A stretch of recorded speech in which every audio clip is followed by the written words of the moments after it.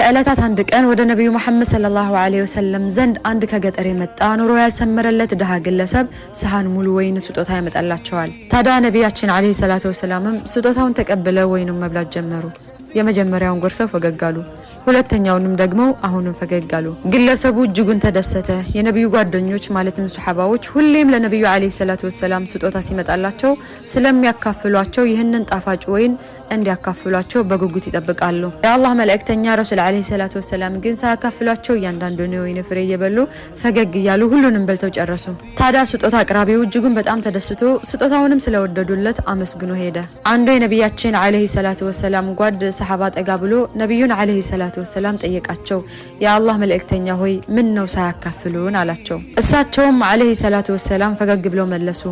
ሰውየው መደሰቱን አይታችኋን አይደል አላቸው። ወይኑ ስቀምሰው በጣም ይመር ነበር። ባካፍላችሁ አንዳችሁ ግለሰቡን የሚያስከፋና ደስታውን የሚያደፈርስበት ነገር እንዳታሳዩ ብዬ ስለሰጋሁ ነው ብለው መለሱላቸው። አያችሁ አይደል የኛ ነብይ ዐለይሂ ሰላቱ ወሰላም ለሰው ልጅ ለሞራላቸው ምን ያክል እንደሚጨነቁ።